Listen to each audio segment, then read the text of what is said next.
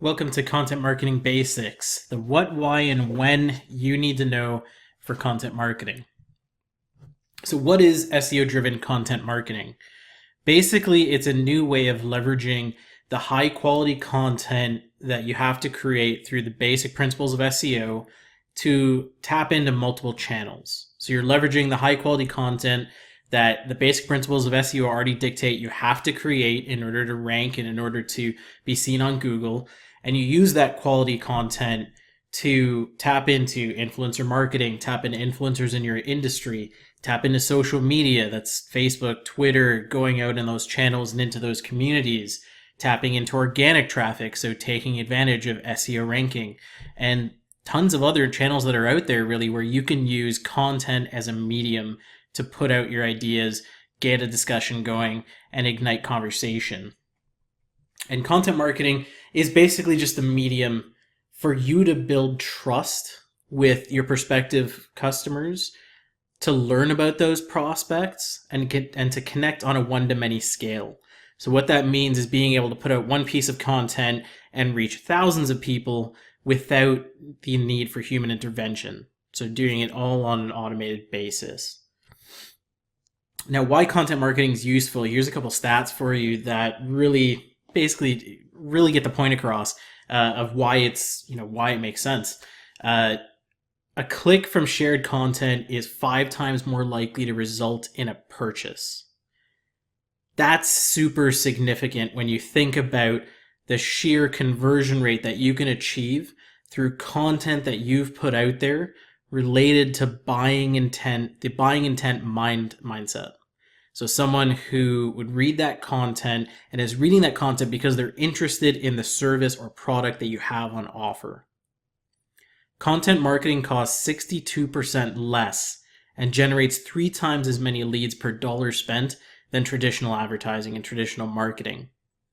That's also very significant when you look at the sheer ROI per dollar input on the marketing you're already doing, whether it's through Facebook ads or whatever else. Imagine 3 times that and then almost double that. That's a significant ROI. Year-over-year growth in unique website traffic is 7.8 times higher for content marketing leaders in an industry versus followers in an industry. Now, this is basically saying if you're putting content out there that drives home the point that you're an industry leader, and I hate using the term thought leader, but basically that's what you're trying to drive home, is the whole concept that you are bringing new ideas and innovation into the market.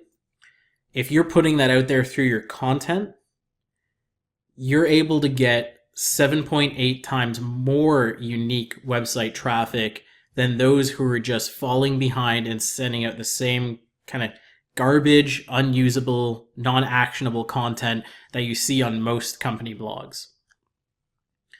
So those 3 stats pull together really why content marketing is a key focus and should be a key focus for you as a tech company when you're really looking for the channel that's going to be able to scale you fastest, but also drive home a really good ROI and a really good profit margin.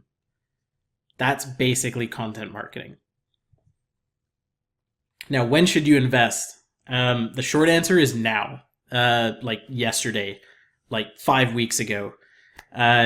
Basically, it's the same answer when you ask someone, hey, when should I start marketing a product? And the answer always is before you have the product, like right now. What you want to do with content marketing is build your audience early so that you can generate revenue much more rapidly. So because you have an audience, you already have people to sell to. Because you have people to sell to, you can get to profit and you can get to revenue like almost immediately.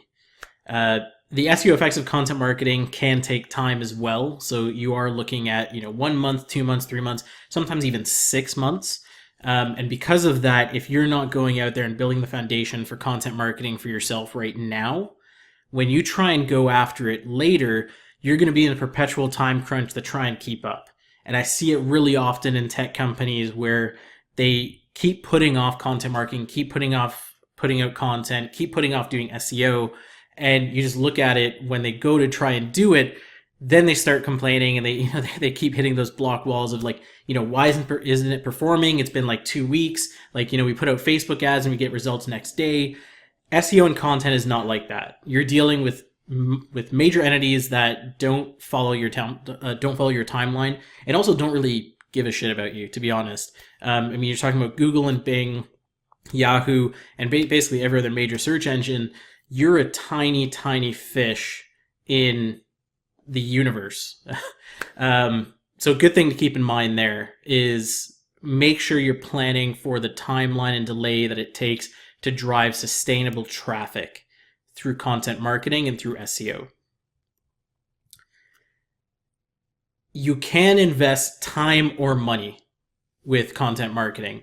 So when I say when you should invest in content marketing, really what I'm saying is you're going to be investing either time or money no matter what. It's either your time going out there and writing content and doing the promotion and building out and following the strategy that you're going to create in this course, or you're spending money to have someone else do it.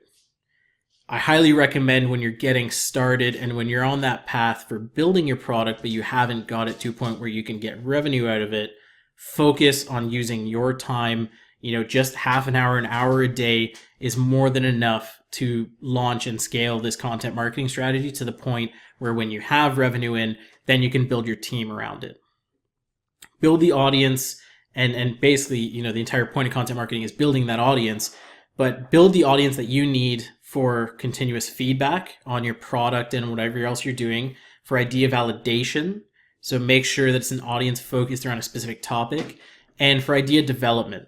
If you get an audience of 10,000, 100,000, a million people in one specific niche, one specific market, you're going to have access at your fingertips to tens of thousands, if not hundreds of thousands of people, where they can give you direct feedback on ideas and even give you the seed to go out there and find another problem to solve.